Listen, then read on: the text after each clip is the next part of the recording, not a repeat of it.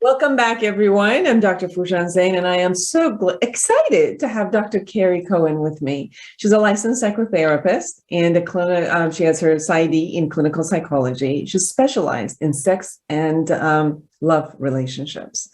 Dr. Cohen maintains a blog at Psychology Today and is the author of 10 books, including Loose Girl, a memoir of promiscuity and dirty little secrets, breaking the silence on teenage girls and promiscuity. Now, we will be talking about her amazing book, the latest book, Crazy for You, Breaking the Spell of Sex and Love Addiction. Welcome to the show. Thank you. Thanks for having me. Oh, of course. Now, this topic is very, very close to my heart. I've experienced myself to be, as I was growing up, a love addiction. And I finally broke the spell in a sense. And we know it's a process. And I work a lot with women and men who are in this process. And I really enjoyed your book because it's comprehensive and it goes through many layers of the process as we go through. But first, before that, what got you interested in this field? Well, I mean, I too have been a sex and love addict most of my life, and also have sort of moved through various layers of it. Like you were saying, you've mostly broken the spell. Same, but it's such something I definitely want to be clear in the book, and just in general with people, is that it's not the kind of addiction that you can quit, and it's certainly a kind of a lifelong work that one has to do to keep suffering less. Really, it's because there's a massive amount of suffering with this kind of addiction. Absolutely. I found with food addiction and with sex and love addiction that, as you say, you can't have absentees. I used to smoke cigarette for 30 years and obviously chose absentees, and then, but the addiction part didn't go away, even the mentality. And you talk about how it works, the kind of the process of the addiction. But when it comes to sex, love, and food, I think, as you say, because the absentees is not there of the actual behavior, that it really takes a lot of different types of modification. So first, if you could explain, and you've done that in your book beautifully, and some people don't see this as addiction. They see it as personality issues. They see it as bad luck that they've gotten, used to. And some people think of sex addiction as if like, oh my God, somebody just, they just have a lot of sexual appetite and have, less value about it. And they're just going around and doing this. And there isn't a lot of knowledge from people who are not part of this and they don't experience it. And even the person who's experienced it through a lot of years, they just go through a lot of dramatic turmoils before they know what this process is. So you consider it a process addiction versus obviously a substance abuse, a substance addiction.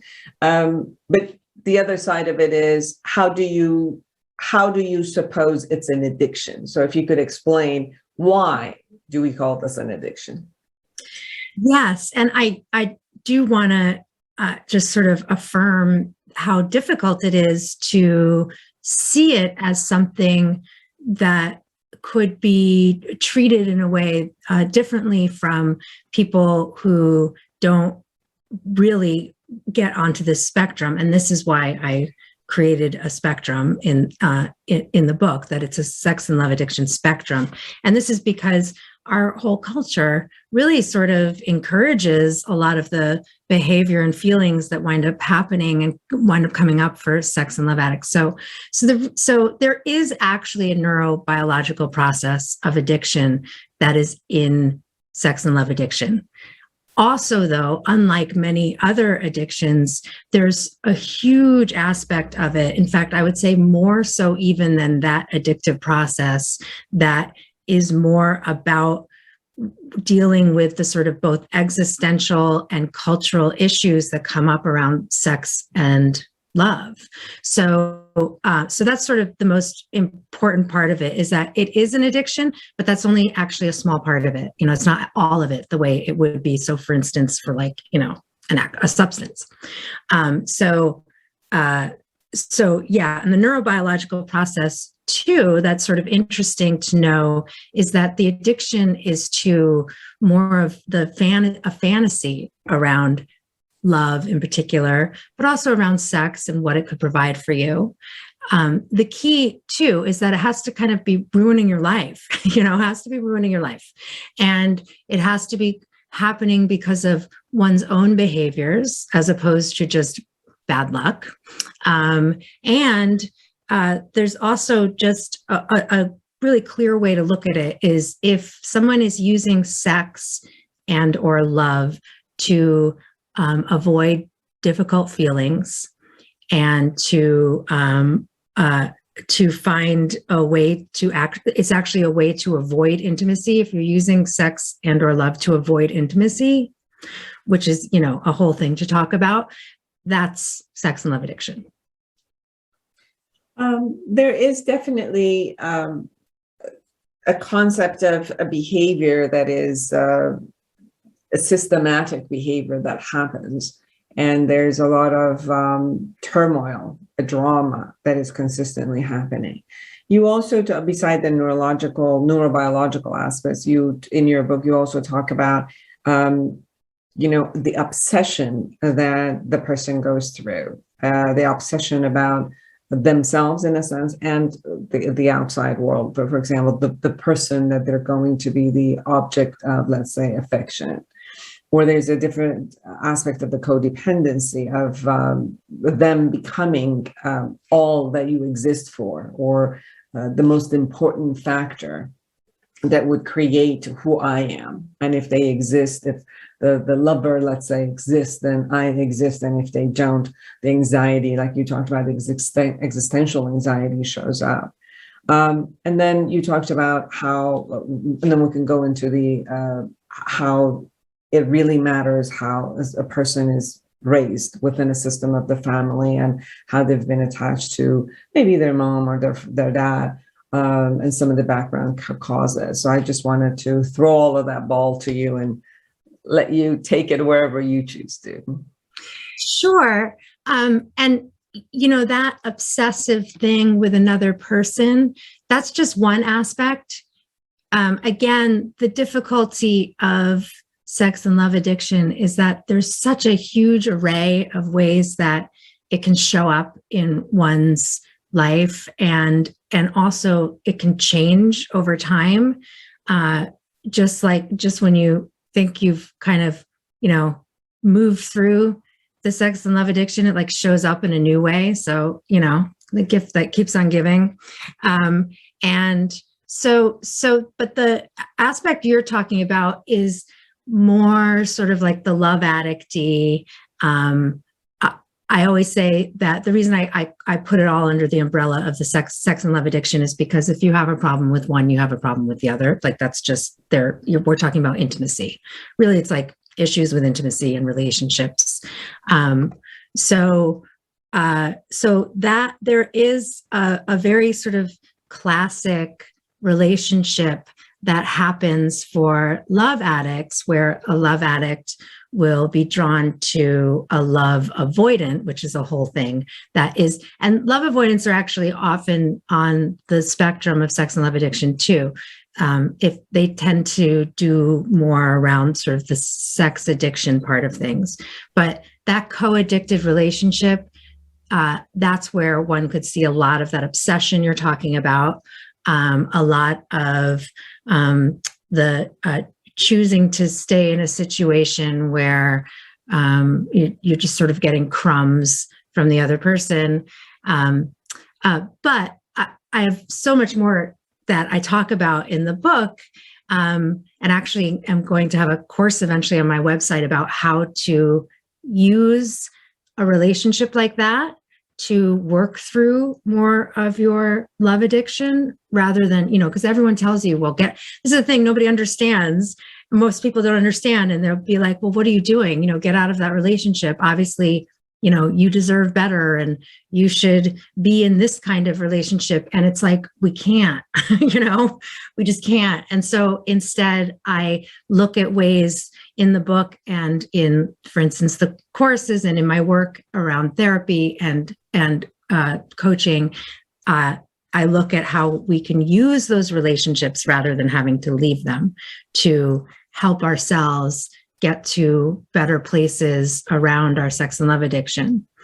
Yes, like a laboratory, you got to be working within it versus working outside of it. Exactly. Yeah, like you can't work on intimacy issues outside of intimacy. That's kind of all there is to it.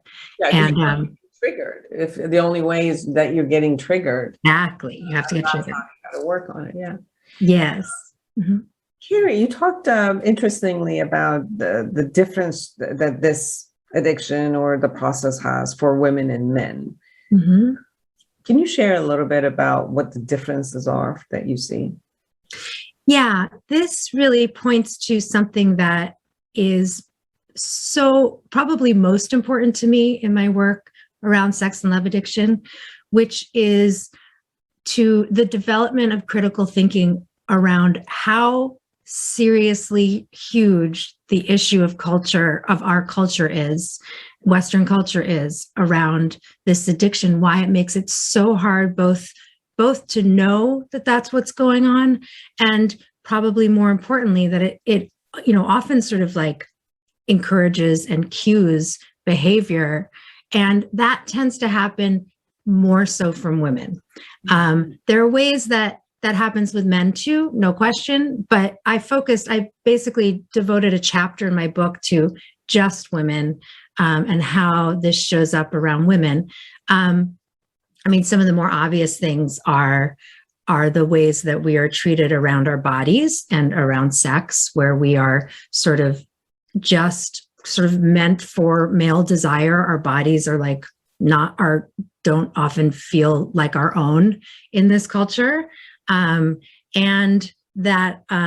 so then also there's all sorts of like the abuse and harassment and violations and sort of mini violations and ways that we wind up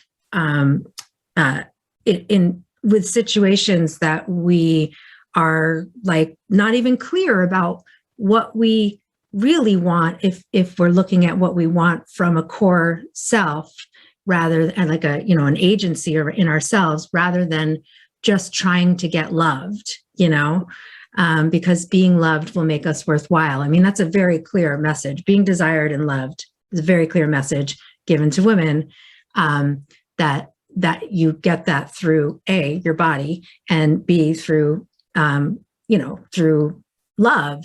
So that's really the most important part about why I pulled a whole section apart for just women, because it just, really, it probably deserves a whole book. Maybe I'll do that someday. But yeah. And then all the stuff around romance for women, the being like, I noticed with a client the other day, he was talking about something and I said, it's so funny how women are like, spend time like, does he like me? And men are like, do I like her? Like, it's so bad how much we are not inside of like our own power and agency around sex and love. So that's really the key to why I felt like that was important.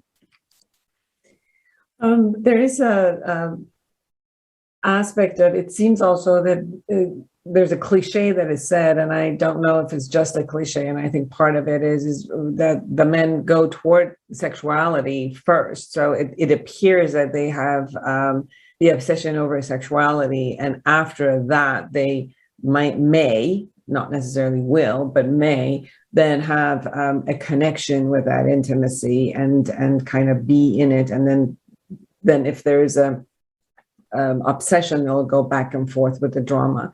And the women are more seeking that love and sometimes use sexuality just to gain that love, and a lot of time get very disappointed about not gaining that love, and the relationship stopping just by sex, and then feeling used in a sense, and at times abused by the process itself.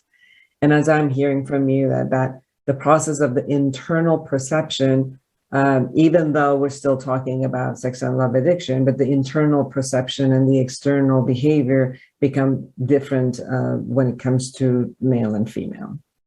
Yes, it's so important to understand about sex in particular that sex is not just one thing. Sex is not just like what we think of as sex. It's tied up with so many different desires, so many different existential desires. And certainly for men, sex is often the sort of avenue to all of their access to connection and emotion and intimacy, because again, of those cultural pressures around who they get to be in the world. So, and then for women as well, I mean, there's all the things that we think of as sexual desire are really tied up with like, what do I want to be loved, or I want to feel real connection with someone, or I want to feel worthwhile. I want to feel desired. There's so many different ways. And I like to tell people that sex is really about two things, connection and self-actualization. And that however those two things are playing out inside of your relationship to sex is a really important thing to understand, so that you can be heading into sex in your life more intentionally and more aware of what is going on for you around it. I always worry, as a feminist, I always worry about this thing like, well, women just use sex to get love. I mean, of course, that's not entirely true, but there are a lot of desires that are caught up inside of the other desires. Mm-hmm. And it's just important to take those apart, and that it's going to be a little different for everybody. An interesting topic that I also saw in your book is the female friendships that you brought into this conversation, like acting out friend, the sideline friend, the crush, the warrior. Can you share a little bit about how the female friendship plays a part in this? Yeah, well, and by the way, you're kind of referring to Kelly McDaniel's breakdown of the friendships. So I'll leave that to Kelly McDaniel. But to me, the most important part of the friendships for women, when women are on the sex and love addiction spectrum, is that so many women who aren't, it's very difficult to understand that and to see that for what it is. And it's very difficult to feel. So for instance, I just said I'm a feminist, and, I feel like I'm a hardcore feminist, but I also spend all day, thinking about some dumb boy. It's like, it's really hard to reconcile, and our friends have trouble reconciling that too. And they have trouble understanding, like, why would you, what is wrong with you that you keep choosing, that you won't get out of this relationship, or you keep choosing these situations, or you keep setting yourself up, and it doesn't make sense to them. And so it's so important, I think, for women to get a lot of clarity and understanding and education about this issue so that they can explain it to their friends. I mean, their friends have issues too. It's just not in this realm, So it's just an important thing to be able to understand and explain to people so that they don't, most of us who are on the spectrum, we've lost friendships over our sex and love addiction in various ways, So it's a very selfish addiction.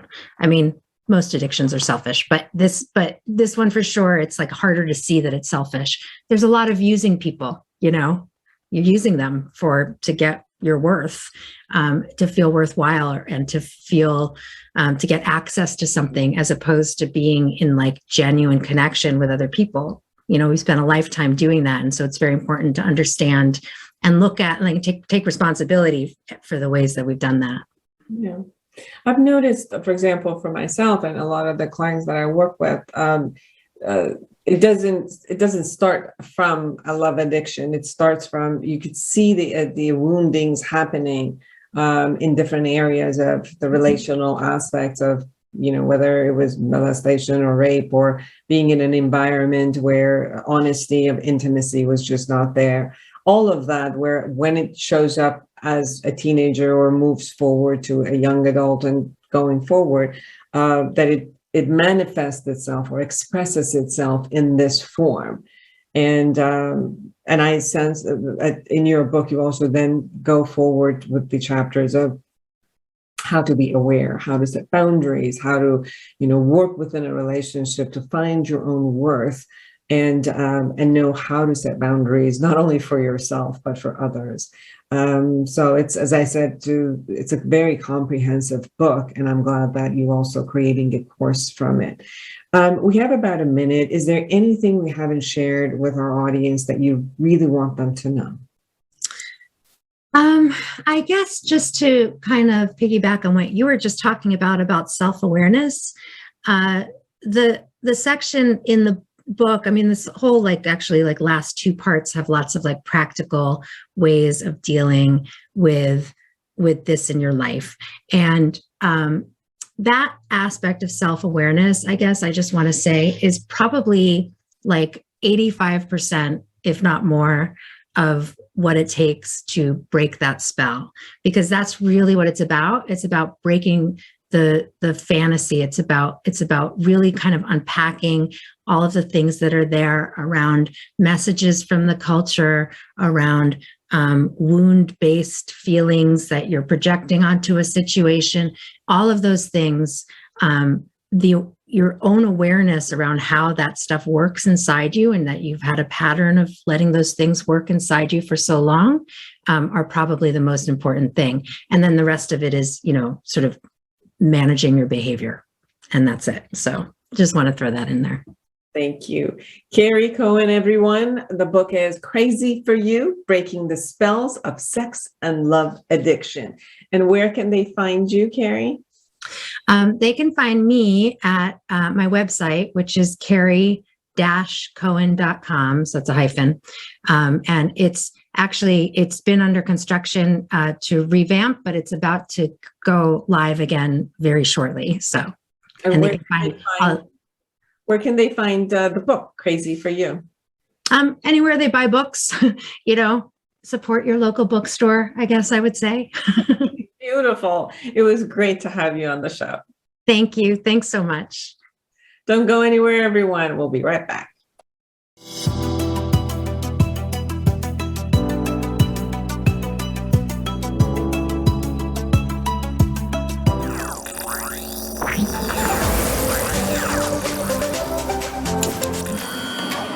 Togetherness Media. Togethernessmedia.com.